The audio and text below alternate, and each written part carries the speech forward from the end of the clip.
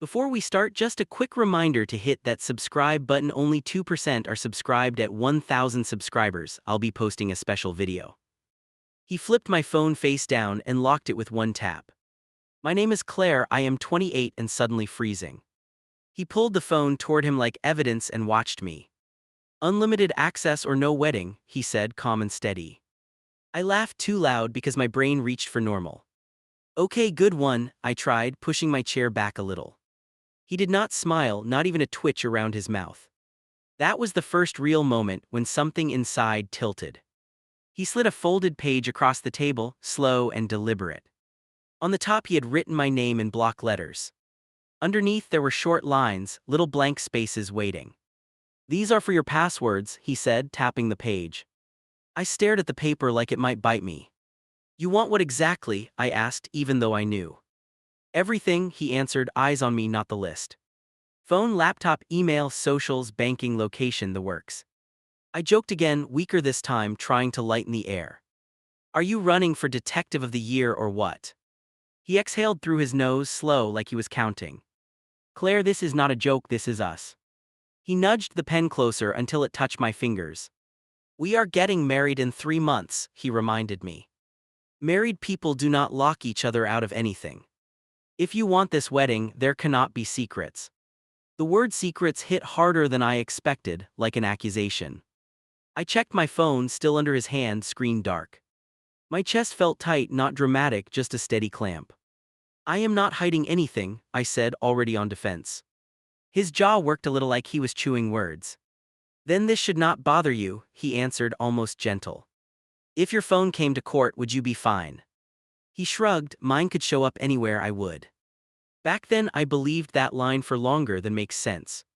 Right now, writing this, I want to shake my own shoulders. At that table though, I was busy trying to stay calm. I had that buzzing panic where every option feels wrong. I pushed the paper back an inch, just enough to count. There is a difference between cheating and having basic privacy, I said. Everyone vents sometimes, everyone has dumb screenshots, whatever. I rubbed my thumb against the table edge to stay steady. His eyes sharpened like I had proved something ugly. So there are things you do not want me to see. He leaned forward, why am I hearing about this now? The room felt smaller with every word he threw out. I tried again to explain and heard myself babbling. It is just normal stuff, inside jokes, complaining after bad days. I mentioned group chats, memes, stupid conversations with friends. None of it sounded mature while I was listing it. He nodded slowly, like he had expected that answer all along. This is exactly why I am doing this before the wedding. He tapped the page again, harder this time, once per word. I will not marry someone who hides behind locked screens. The phrase before the wedding landed with a dull, heavy thud. My brain flashed through deposits, invitations, his ring on my hand. My mom crying happy tears over a dress that barely fit. All those things sat there while he watched me calculate. Are you actually saying you would cancel everything? I asked. I needed to hear the word out loud just once. He did not hesitate even a second, not a blink. If you refuse, I will call it off, yes. Something inside me twisted at that, not just fear. It was anger too, a small sharp spark under my ribs. You are really comfortable threatening me with the whole wedding. I tried to meet his stare and not drop my gaze. He leaned back, folded his arms, and looked almost bored. It is not a threat, it is a boundary, he answered. I am telling you what I need to feel safe. If you cannot meet that, we should not sign anything. The way he framed it messed with my head on purpose. Who wants to be the person who refuses safety and honesty? I felt myself sliding into that familiar guilty corner again. I hate how fast I put myself there even now. I asked about balance because I was still trying to reason. So if I give you everything, do I get yours too? Your passwords, your devices, your location, all of it. I forced my voice to stay flat, not pleading, not shy. His lips twitched, almost a smile but not quite. You can have whatever you want, he answered, waving it off. You never even ask about my things because you trust me. He reached for my hand, I just need the same back. That should have been my first big red flag, honestly. He never once said he would write his passwords on paper. He never pushed his phone across the table toward me. He just kept circling back to mine like a hawk. I pulled my hand away and felt his fingers tighten for a second. That tiny squeeze said more than his whole speech about safety. "I do trust you," I muttered, which was still mostly true. "I just do know. Do you like being cornered into something like this?" His face went blank, the way it does before an argument. "So you trust me but not enough to show simple messages." He tilted his head. "Do you hear how that sounds?" He let the silence stretch until I wanted to fill it. Back then I always rushed to smooth things over. I started listing reasons again, trying to sound logical, grown up. "It is not about you specifically, it is about any partner." I even said the words personal boundaries like I meant them. He looked at me like I had used a dirty phrase. "So your boundaries are more important than our future marriage?" His voice dropped quieter, "More important than me knowing the truth." Every sentence from him came loaded, like a test I failed. My throat burned and my eyes stung, and it annoyed me. Crying always makes you look guilty, even when you are not. I blinked fast and stared at the page again. The blank lines for passwords sat there like empty little graves. He checked the time on his watch, then on my phone. "This has been bothering me for a while," he admitted finally. "I almost ended the engagement last week over this exact thing." He looked up. "Your phone is always glued to you." Hearing that shook me more than I expected in that moment. I had not known he was that close to blowing everything up. I wondered what he had told himself, what stories he built already. I also wondered why he never talked to me before this. He started listing the tiny habits I never thought about. The way I kept my phone face down during dinner. How I walked out of rooms to answer certain calls. How I changed my passcode once without telling him first. I opened my mouth to explain each thing one by one. Every explanation sounded worse formed in my head, childish and flimsy. I closed my mouth again because nothing would come out right. He mistook that silence as proof that he had caught me. "Look," he said, softer again, switching back to sweet mode. "I am not accusing you of sleeping with anyone or whatever. I just want everything in the open so we start clean." His voice dipped. "I cannot stop picturing you hiding something huge." That line hooked deep under my skin, exactly where he wanted. I started second-guessing harmless texts from months ago.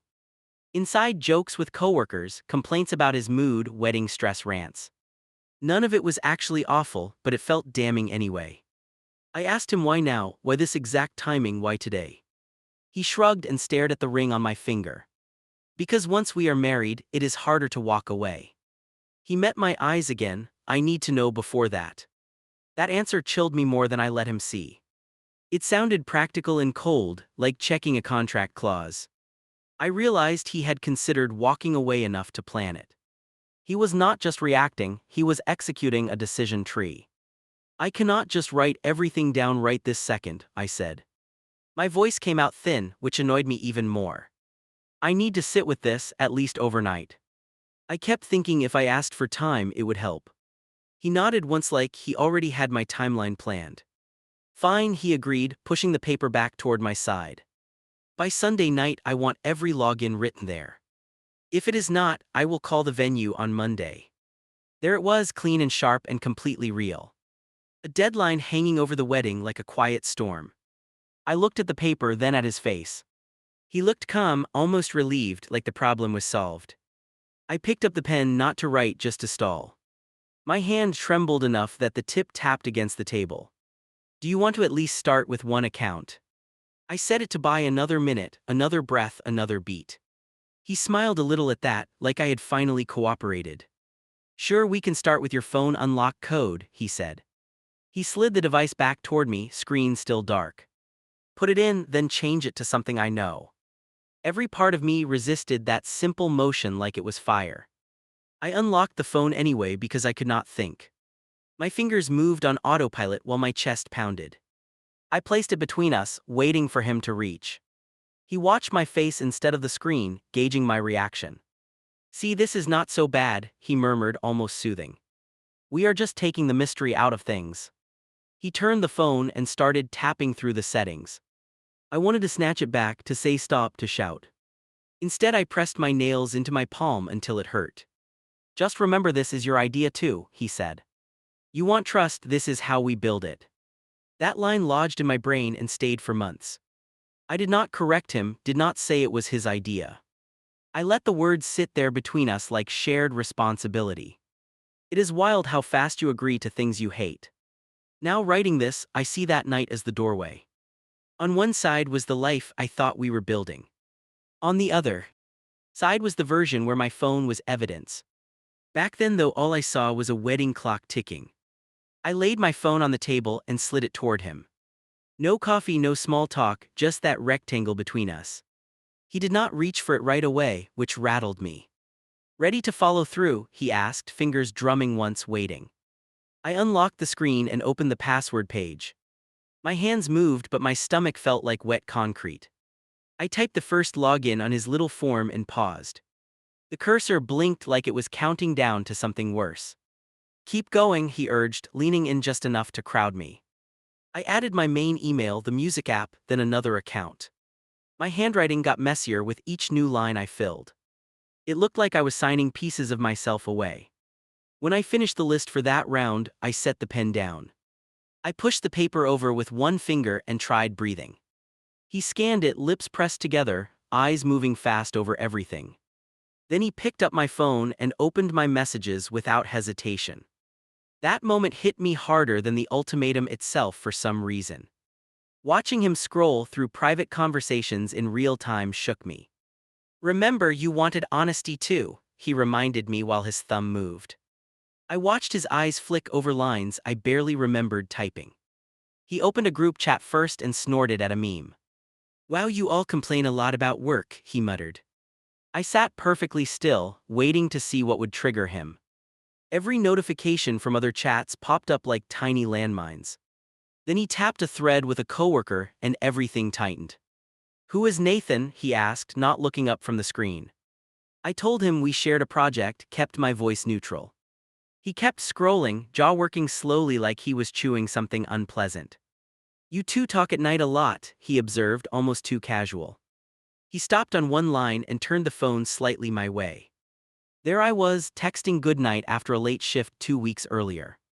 The word looked dirtier now, blown up under his stare. "Explain this," he said, thumb hovering over that single message. I remembered the night, the exhaustion, the stupid auto-typed response. We were finishing something late, I was logging off, that is it.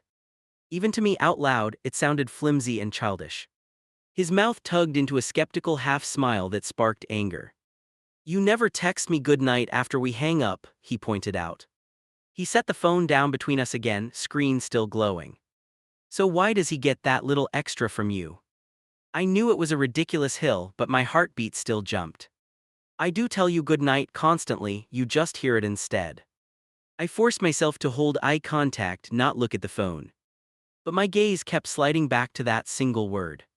He tapped the table once, sharp, like a gavel without sound. "This is what I was worried about," he murmured, quieter now. "It starts with cute messages, then venting, then secrets, then worse." He lifted the phone again. "At least now I can catch it." That sentence crawled under my skin and stayed there. At the time, I twisted it into something protective, almost sweet. Now it just sounds like a security camera in human form. Back then, I nodded like he had made some responsible point. He went back to the chat and kept scrolling further up. I could see my own jokes reflected in the glass between us. Little comments about deadlines, quick complaints when he was being moody. Hearing him read them in his head made my neck burn. "You tell this guy a lot," he remarked, tilting his head.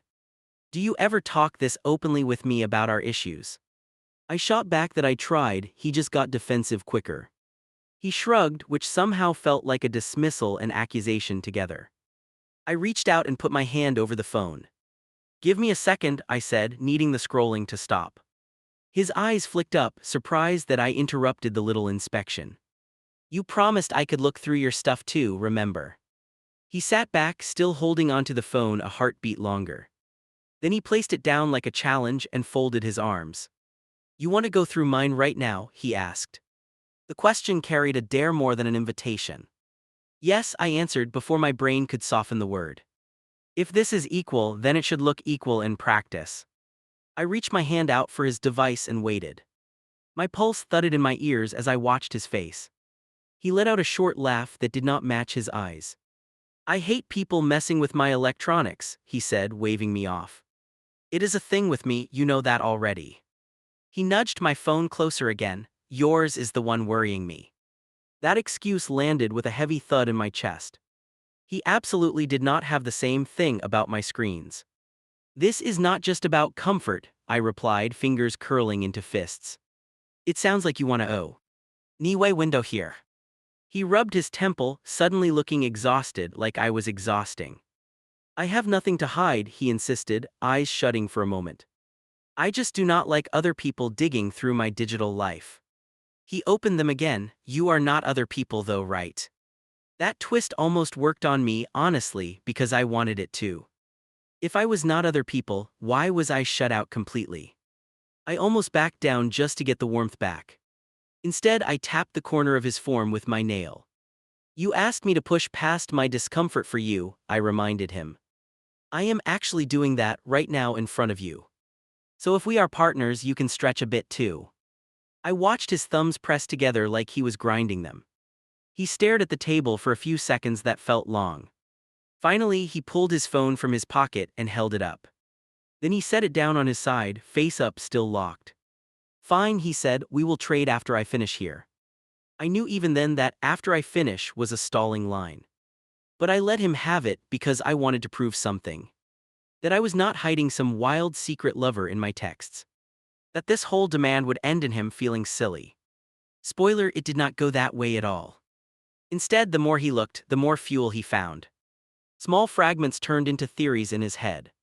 And access became a habit faster than I expected. He moved from messages to my email with practiced motions. I watched him flick through subject lines like he owned them. He paused on a newsletter and scoffed at the title. So you have time for this but not for my calls. I almost laughed from sheer disbelief at that leap. It is an automated email, I do not even read half, I replied. The explanation barely left my mouth before I regretted wasting breath. Every justification made me sound more guilty, not less, in his eyes. He checked the time again and finally slid the phone back. We will continue later, I have to head out soon, he announced. He picked up the paper with my logins and folded it neatly. Thank you for being mature about this, it means everything. That word mature dug in deep, because I wanted that label badly. I wanted to prove I could handle hard conversations without drama. So instead of throwing the paper in his face, I smiled. I told him we were just adjusting and it would settle. Later at work, I caught myself checking my phone constantly. Not for messages from friends, but to see what he might see. Every time a notification popped, my shoulders tightened on instinct. I deleted harmless threads just because they had the wrong tone. He texted around lunchtime with a casual little comment. So you and Nathan have a lot of internal jokes, huh? My fingers froze over the keyboard while my coworkers talked nearby. I realized he was probably scrolling again during his own break. I typed back that work friendships are normal, with measured wording. He answered with a thumbs up and nothing else for an hour. That gap left me chewing on the inside of my cheek. When he finally messaged again, it was about dinner like nothing happened. That became the pattern faster than felt fair or sane. He would quote a line from an old chat out of nowhere. He would ask a question, then go silent long enough to stew. I would spend that silence trying to guess the charges. One evening, he brought up an ancient group thread from college. Interesting how your ex was still in this chat, he remarked. He held the phone up with the screen an inch from my face. His expression stayed neutral, but his eyes were busy calculating. I reminded him that people forget to remove contacts sometimes. I said I barely spoke to that person for years. He nodded without committing, like a judge taking notes. Do you mind if I archive this whole thing? He asked. He did not wait for my answer before his thumb moved. Watching him tidy my history felt bizarre and invasive. I felt half like a teenager caught sneaking out. And half like an adult whose landlord just walked inside uninvited. That night when things finally calmed, I tried once more. About your phone, I started, drawing the words out slowly. You mentioned we would swap after you checked my things. I kept my tone light like it was no big deal. He stretched, grabbed his device, then set it on the couch cushion. "It stresses me out," he admitted, not sounding stressed at all. "I know you will twist normal stuff into something ugly." He glanced over. "You already assume the worst about me sometimes." That caught me off guard because it was usually the opposite. I was the one bending over backwards to see his side. Still, a tiny doubtful voice asked if maybe he was right. What if I did run wild with half information and context? "I do not want to fight," I murmured, rubbing my forehead. He reached over and squeezed my knee like he was comforting me. "Exactly, he are," Eplid, pulling his hand back with a small smile. "So let us focus on fixing where the real risk is." Back then I accepted that framing more than I should have. He convinced me my phone was the danger, not his double standard. I kept thinking once he saw the boring reality, he would relax. Instead, the inspection routine became part of our nightly rhythm.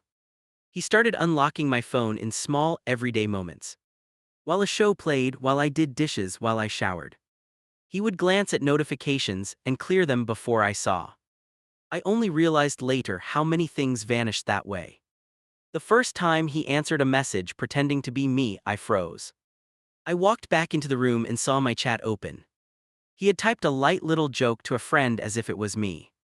I stood there, towel in hand, heartbeat sprinting.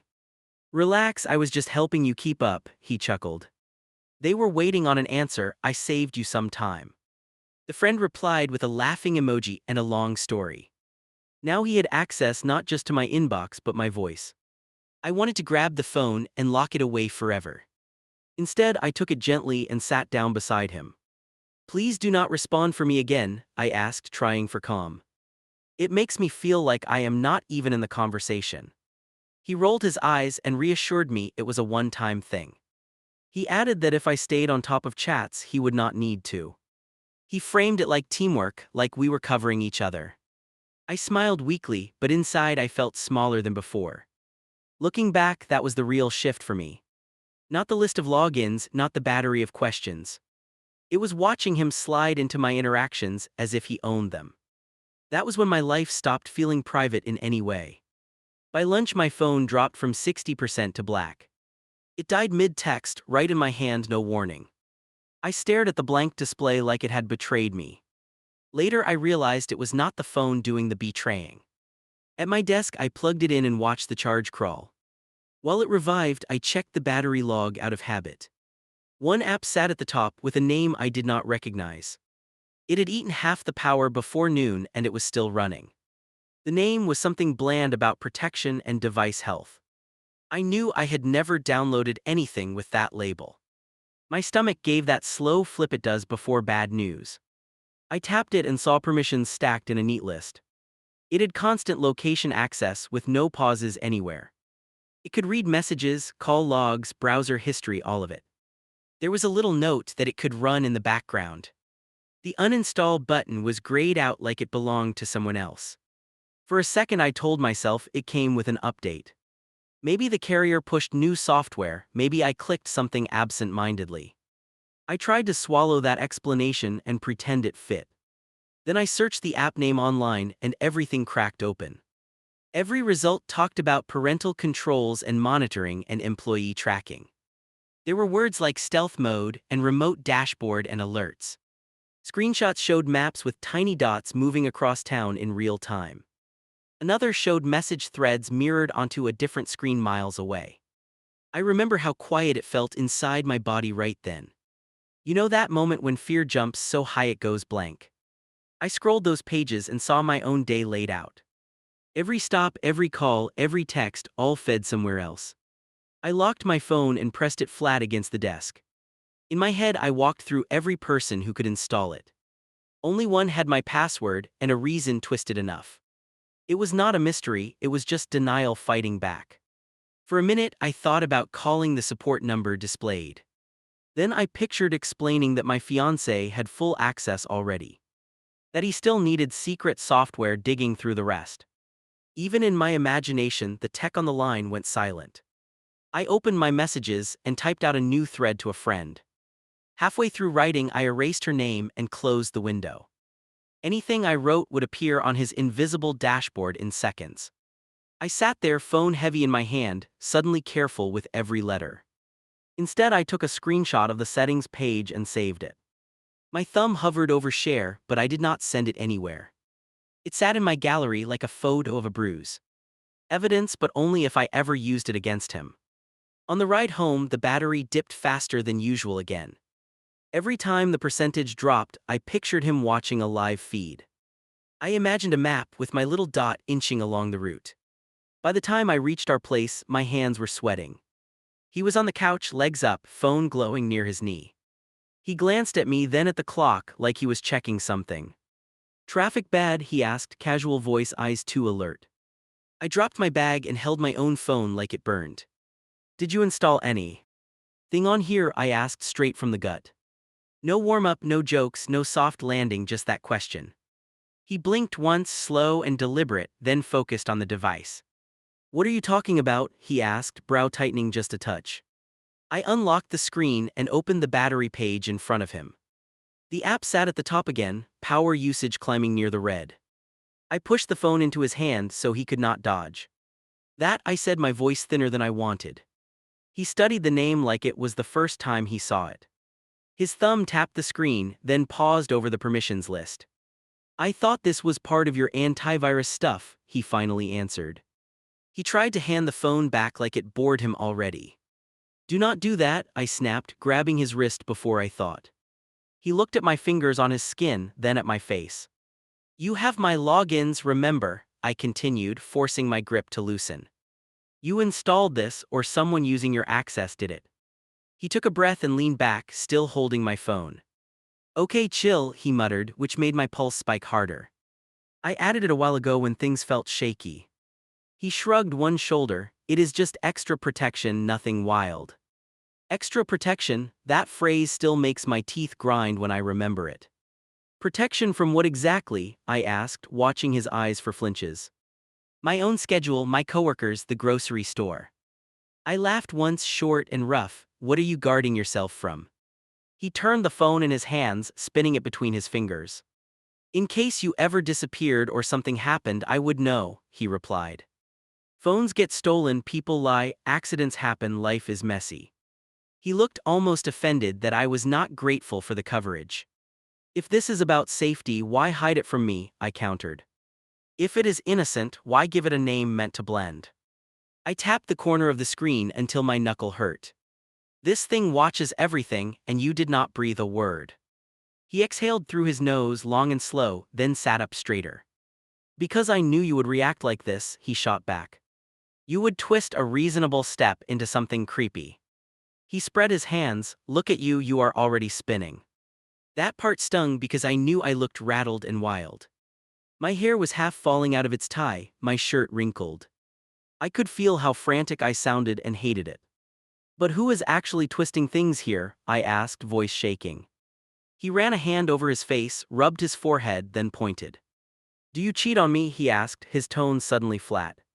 The question landed heavy, heavier than the app itself somehow.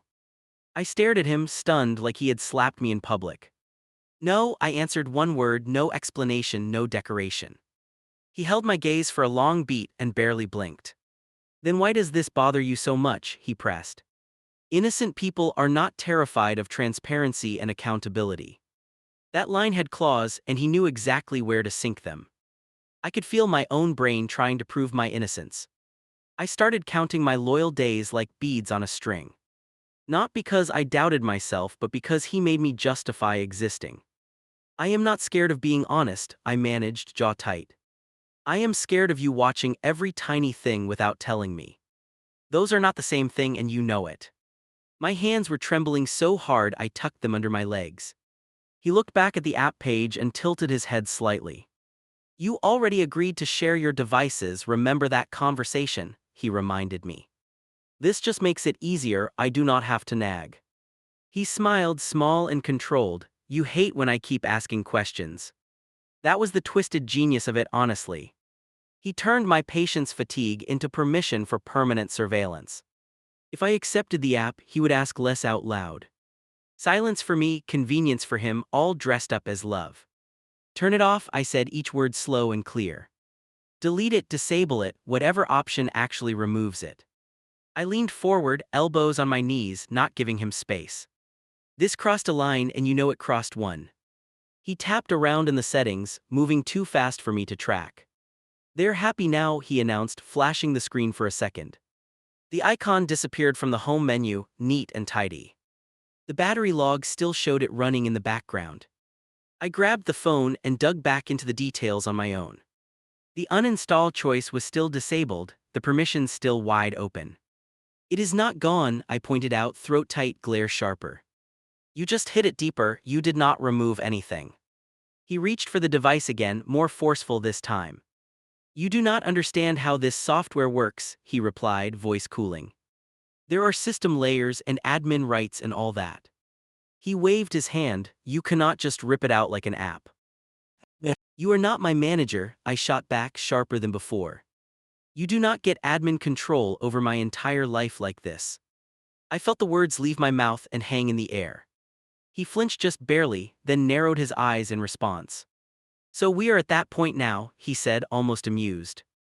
You are talking about your life versus our life together.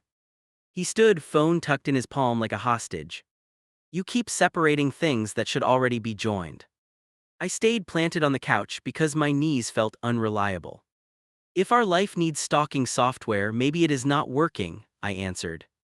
I knew the word stalking would trigger something in him. I used it anyway because someone had to name it. His head snapped toward me and his expression went hard. Do not throw loaded words around just to win, he warned. You are not being hurt, you are being protected from bad choices. That last part hit me so wrong I laughed, sharp and humorless. Protected from bad choices, as if I was a teenager on probation. As if I had not already handed over every password he demanded. As if privacy and betrayal were the same thing in his book. I stared at him and realized he fully believed his narrative. Either you trust me or you do not, he finished, folding his arms. If you trust me, you let me keep tools that keep us safe. If you do not, then why are we even planning a ceremony? There it was again, the wedding dangling over every disagreement. I stared at the app name one more time, then locked the phone. I knew I should walk, call someone, blow everything up. Instead I nodded once, small and weak, just to stop the argument. I told myself I would deal with it later when my hands stopped shaking. That night after he fell asleep, I crept into the hallway. I opened the settings again with my back pressed against the wall. The monitoring app was still there, running quietly like a heartbeat. I turned off location services, watched them flip back on by themselves. I stood there in the half-dark, phone glowing in my fingers. My reflection in the glass looked tired and older than the day before. I realized he did not need my device passwords anymore, not really. He was already in my pocket everywhere I walked, whether I agreed or not. He dropped a stapled stack on the table and pushed it toward me. No kiss, no greeting, just paper and stiff shoulders and quiet. We need to sign some things before the final payments go out. My stomach tightened because I already knew this was not about flowers. The top page had our names in big bold letters. Underneath, line after line of rules, numbers, signatures, little blanks. It looked like something you sign when you buy a house or car. Except this was about me, my paycheck, my accounts, my future. What is this? I asked, touching the corner with one nail. He sat down like he was settling in for a business meeting. They are just practical agreements, he answered, voice calm and almost upbeat. If we are serious, money and access need to be clear now. I scanned the first section and felt my chest go tight. Every paycheck I earned would land in one shared account under his management. All savings would sit there too, any extra income, any bonuses. I would get a fixed amount every week for personal stuff, his words. So I get an allowance now, I said, my laugh coming out crooked. He did not laugh back, not even a little twitch. Married couples pool resources, he replied, tapping the margin with his finger. It is easier if one person handles the financial side altogether. I flipped the page and hit the next punch to the ribs. Any purchase over a certain amount needed both signatures on a log. If one of us wanted something big, we had to write a request. Only one of us got to approve those requests in the little box. Let me guess, you are the one checking this box every time. I slid the packet back a few inches and watched his jaw clench. I manage bills already, he answered, tilting his head like it was obvious. It makes sense that I keep doing it, we do not need chaos. You know that feeling when every sentence technically sounds reasonable, but not. I tried to picture any version where I was not begging for my own money. Why do we need this written out like a company policy? I asked. Why not just talk about it as we go like normal people? He smiled, thin and patient, the smile he used on difficult clients. Because talking is how people end up broke and resentful, he replied. We are avoiding misunderstandings, putting expectations on paper, protecting both of us. He flipped to the last page. You want stability, this is how it looks. That line hit the part of me that grew up afraid of chaos. I liked predictability, I liked knowing rent was paid, I liked plans. He knew that about me, and he used it like a key. Still, my throat burned as soon as I saw the next section. There was a header about digital O. Penna structured and neat. Under it, he had typed things that sounded familiar from our fights. Shared passwords for everything, shared location at all times, no device locks. It even listed the tracking app by its full brand name. You seriously wrote this into a contract? I asked, voice going hoarse. I thought we were still figuring that situation out, not chiseling it. He lifted one shoulder in a small shrug that drove me nuts. This way there is no confusion later, we both know the expectations. I tapped the part with the app name until the paper wrinkled. So this thing stays on my phone forever, with my consent now.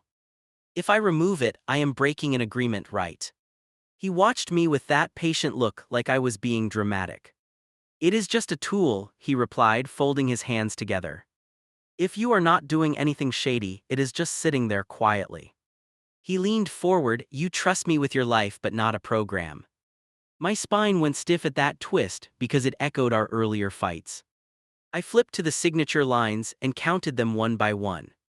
My name appeared more often than his, little blank spaces waiting. Where is your part? I asked, sliding my finger down the page. I see everything I give up, what exactly do you put in?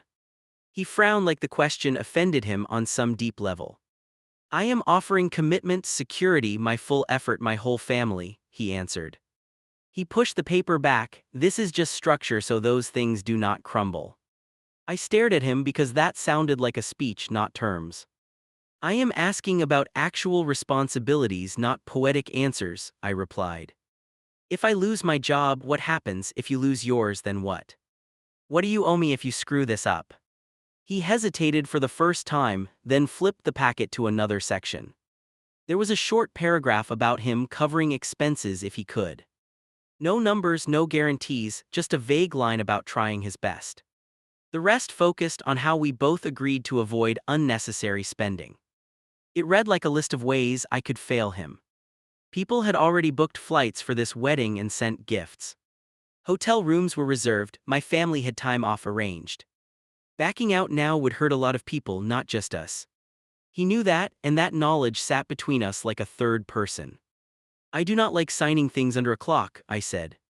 Then you should have pushed harder for this earlier, he replied. The venue needs full payment next week, we cannot delay anymore. He looked straight at me. I need your answer before I send that. There it was, the real timer, not hidden at all. Are you threatening to cancel everything if I do not sign? I asked. He blinked, slow and deliberate, then nodded. If you refuse something this reasonable, I do not see how we move forward. A hot buzzing filled my ears at that word, refuse. He had turned my hesitation into an act of aggression. I am not rejecting you, I am trying not to hand over my life blind. My fingers dug into my knees until they hurt, just to stay grounded. He leaned back and crossed his arms, studying me like a puzzle. Do you plan to squirrel away secret cash somewhere? He asked. Is that why you hate combining everything, in case you leave? The accusation slid out smooth, like he had rehearsed it already. Wanting my own account does not mean I am plotting an escape, I answered. It means if something happens, I can still buy groceries and breathe. I shook my head. You have access to everything of mine already, remember? He smiled again, sharp this time. Exactly, so what else are you hiding? That question hit harder than it should have, considering the facts. Mostly because the only person hiding anything was sitting across from me. I thought about the tracking app, the way his phone never left his hand. Tiny pieces started sliding together in my head, not fully, but enough. "Let me see your financials then," I said, surprising both of us. "Pull up your banking app, your credit cards, whatever you monitor. If we are writing things down, we should look at your picture too." He went still just for a beat before his mouth tightened. "My situation is handled," he replied, flicking his gaze away. "This paperwork is about making sure you are protected if something happens." He reached for a pen. "You wanted equal treatment, this gives you that." I laughed once flat, because equal was the last word I would have used. "Equal would mean I see your numbers while you see mine," I pointed out. "Equal would mean we both get a say in how money moves. Equal would not look like me signing and you keeping everything vague." I pushed the packet back again. "Right now this feels like a trap." He flinched at that word and sat forward, eyes suddenly sharper. "A trap," he repeated, voice low, like I had insulted him publicly. "I am here offering you my whole life and you call it that." "Age." His hand hit the table once, making the pen jump. "You know that panic when you realize someone might blow everything up on purpose?" I felt it crawl up my spine while he stared right through me. "If you walk away from this, you will make me out to be insane," I thought. Then he said something that made my blood run cold. "If we cancel now, people will ask why," he said. "I am not going to tell them you had cold feet over basic trust." He glanced at the papers. "I will tell them you were involved with someone else." He let that hang there like a test, like bait. My mouth actually dropped open, which I hate admitting. "You would lie to everyone and say I cheated?" I asked. He held my stare without blinking. "I will tell the truth as I see it," he answered. In his mind, my refusal to hand him full control equaled betrayal already. He had turned a boundary into an affair in his inner courtroom. I suddenly saw versions of the story spreading through our families. The runaway bride who probably had someone on the side the whole time. "There is no one else," I said, each word clipped. "You know that, you have dug through every chat and call I have. If you tell people that story, you are not protecting yourself, you are punishing me." He just shrugged, like the outcome depended on me. "Then do not put me in that position," he replied softly. "Make the choice that honors us, and we will never have that conversation." He slid the pen across the table until it touched my hand. "Sign tonight and we move on, stronger than before." Right now, writing this, I can see how twisted that was. In that moment though, I was busy fighting three wars at once. Against the shame of a broken wedding, against the fear of a controlling marriage, and against that instinct in my chest yelling that something was deeply off. I picked up the pen and uncapped it just to gain time. The ink tip hovered over the first signature line, waiting. He watched me so closely I could feel his gaze on my skin. My hand started to cramp before I wrote a single letter. "I will not sign without having your information too," I finally said. "If you want complete honesty, it has to be on both sides. Show me your bank statements, your debts, your obligations, everything you track." My voice shook, but the words came out in one solid piece. He laughed, short and humorless, and leaned back again. "So this is not about principle, it is about snooping on my situation." He shook his head. "You do not trust me, you just want leverage." The irony of hearing that from him almost made me dizzy. "You already have leverage over me," I snapped, finally dropping the careful tone. "You have my logins, my schedule, my family locked into wedding plans. You just threatened my reputation if I do not comply." I set the pen down. "I want the same level of honesty you demand." His face changed at that, something hard flashing across it. For a split second he looked less like my partner and more like a stranger. He gathered the papers into a stack with precise, controlled movements. "Think hard about what you are doing," he said quietly. He stood and tucked the packet under his arm like a file. "I will give you until tomorrow night," he added, already moving toward the hallway. "After that, I am done chasing someone who does not stand beside me." He did not look back, which somehow hurt more than the words. I sat there listening to his footsteps fade, heart punching against my ribs. The table felt too big, the room too small, everything wrong. Part of me wanted to run after him and say yes to everything. Another part whispered a question I could not ignore anymore. If he was so convinced he was the honest one here, why not let me see anything of his? Why did only my life need to be an open book while his stayed under lock? What exactly was he so scared I would discover if we actually shared everything? That question sat there all night, sharper than any contract, refusing to move. His laptop chimed in the kitchen while the shower ran. One ping, then another, like it was calling my name. I sat on the couch and tried to stay put. 30 seconds later, I was already walking toward the sound. The screen was awake, an email open, cursor blinking. Past due notices lined the inbox, subject line stacked ugly. My heart kicked hard against my ribs and kept going. I knew I should walk away. I still pulled the chair. The login prompt popped up when I nudged the touchpad. Without thinking, I typed the code he made me use. The same pattern he insisted we share on every device. The screen opened like it had been waiting the whole time. A banking tab sat front and center, already loaded. The balance glared at me deep in the red. Under it were words like minimum payment and delinquent and escalation. My mouth went dry so fast I had to swallow twice. I scrolled and saw another account, also over the limit. Then another with a number T made my vision blur. The payment history showed tiny amounts against big monthly charges. Everything about it looked like someone bailing water with a spoon. Then I saw the transaction list and my stomach lurched. Line after line from betting sites and online casinos. Small deposits, big losses, withdrawals that matched the card charges. I counted 4 different platforms before I forced myself to stop. I clicked over to his email again with shaking fingers. There was a thread with the subject line "Just help." He had written to a friend about being underwater again. Right there in black and white, no room for spin. He called me stable and careful and good with money. Then he wrote that once we married, everything would smooth out. He mentioned my income like a safety net he deserved. He even joked that I was his best investment yet. I actually laughed when I read that part from shock. It came out rough and small and then turned into a choke. This was not a guy guarding our future like he claimed. This was someone hunting for a financial life raft with feelings attached. I clicked another folder with his name on it. In the middle sat a document titled Future Agreements Revised. Curiosity won because apparently I am still that person. I opened it and felt my skin prickle as I read. It was the contract from the table but older. Different dates, slightly different limits, notes in the margin. Comments like push harder on this and maybe reduce her allowance. He had been tweaking it over weeks like a project timeline. There were bullets about monitoring access and location reporting and proof. Under that he had typed a reminder to himself. Phrase everything as trust and protection so she will accept it. My fingers curled tight on the edge of the keyboard. You ever see your whole relationship boiled down like a sales pitch?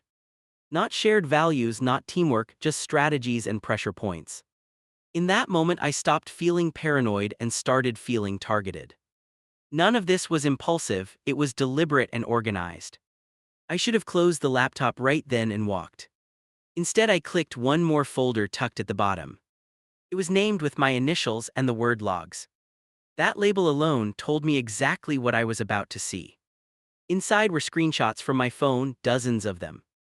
Chats with friends, group conversations, old threads with coworkers. He had saved my messages into neat little labeled files.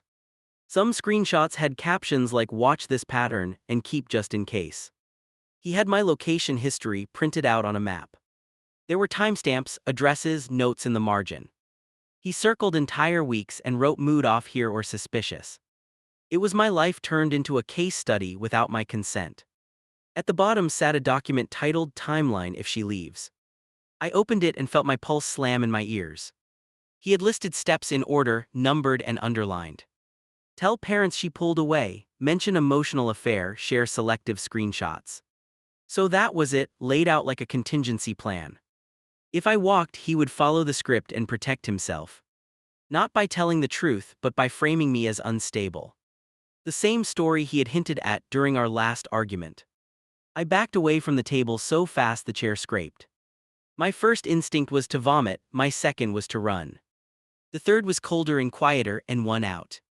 I reached for my phone and snapped photos of everything. I took pictures of the gambling statements and the emails. Pictures of the document with his notes about convincing me. Pictures of the folder full of my own stolen messages. I did it quickly, fingers clumsy, breath clipped and uneven. The shower shut off at the other end of the apartment. Water stopped, the pipes knocked once, footsteps started moving. I closed all the windows, logged out, dropped the lid. By the time he walked in, the laptop looked untouched. He walked past me, towel over his shoulder, humming. "Everything okay?" he asked, grabbing a drink from the counter. I forced my face into something close to normal. "Yeah," I answered, voice thin, "I just need to make some calls." He kissed my head on his way toward the bedroom. That touch felt different now, like a hand on a cage. I waited for the door to click shut behind him. Then I grabbed my keys and my bag and left. In the car I called my sister with shaking hands. She answered on the second ring, cheerful, unaware of anything. "I need you," I blurted, skipping every polite word. "I think I am ending this tonight, and I cannot do it alone." There was a beat of silence while she processed that. Then her voice dropped into a tone I had never heard. "Where are you right now?" she asked, all business and concern. "Come here, bring whatever you can carry easily, we will figure the rest." I drove over on autopilot, replaying those files in my head. The folder with my initials, the plan to smear me. By the time I parked outside her place, my decision felt solid. Not clean, not painless, but solid in a way that surprised me. We spread my screenshots out on her dining table. Phone screen after phone screen, ugly truth stacked in rows. She swore under her breath when she saw the gambling list. She swore louder when she read the document about the agreement. "He is not just controlling," she said, tapping the timeline file. "He is prepping a whole narrative to ruin you if you leave." I watched her face and waited for some hint I was exaggerating. It never came, and that helped more than I expected. "Do you want to confront him in person?" she asked. "Or do you want to get out first, talk later?" I pictured his laptop, his files, his calm threats. The answer came out before I could overthink it. "I want out first," I said, my voice steadier now. "If I go back tonight, I will end up defending myself again." I rubbed my eyes. "I am done proving I am not the villain." She nodded and reached for her own phone without hesitation. She called the venue and started the cancellation process immediately. Told them there was a personal emergency, asked about deposits. While she talked, I messaged the caterer and the photographer. Short text, simple, just enough to start unwinding the machine. I took off the ring and set it on the table. The groove on my finger looked raw and unfamiliar without it. I snapped one last photo of the ring next to his documents. Proof for myself that I had actually taken it off. Then came the part I was most afraid of. I wrote a short message to him with shaking thumbs. "We are done, I saw your files, I am not coming back." I stared at it for a full minute before pressing send. He called within 30 seconds, name flashing across the screen. I let it ring until it flipped to voicemail. He called again, then started texting in bursts. First confusion, then outrage, then the same old twisted logic. "You broke my trust. You had no right to snoop. You are throwing away everything over paperwork. I knew you had something to hide." It escalated fast, the way it always did. He accused me of stealing from him by canceling the event. He threatened to tell our families I had been seeing someone. He even hinted he could share proof if he needed to. That last part almost made me laugh, in a tired, bitter way. The only proof he had came from spying on me illegally. The worst thing he would find was me venting about his behavior. My sister watched my face while I read and shook her head. "Block him for tonight," she said quietly, hand on my arm. "You do not owe him access to you anymore." I hesitated, still wired to keep the peace, still scared. Then I hit block and felt something loosen in my chest. I wish I could tell you I felt instantly free. The truth is I felt sick and shaky and exhausted. Breaking an engagement is not some triumphant movie scene. It is a pile of calls and tears and awkward explanations. My parents were confused and hurt and full of questions. I told them we had serious issues about control and honesty. I did not list every ugly detail, but I did not minimize either. For once I let the word controlling sit there without softening it. He tried contacting them too, because of course he did. From what they shared later, he hinted I was unstable and secretive. He never mentioned the debts or the tracking or the documents. That part stayed hidden, the way he liked his own mess. I sent my parents the screenshots of his planning and surveillance. Not all of them, just enough for context that mattered. Seeing the files shut down most lingering doubts on their side. It also forced me to stop pretending it had not been that bad. Now when I check my phone, I still glance at the battery page. Old habit, leftover reflex, like checking for monsters under the bed. I change my codes often and keep my accounts separate and quiet. Some days that feels healthy, other days it feels like a scar. I am not going to lie and pretend I handled everything perfectly. I ignored my instincts, I stayed longer than was safe for me. I tried to fix someone who did not want to look in a mirror. That part is on me, and I am still working through it. But walking away that night was the first time I chose myself. Not the wedding, not the image, not his version of our story. Just me, my safety, my right to a private thought. And that is why his access to my electronics ended for good.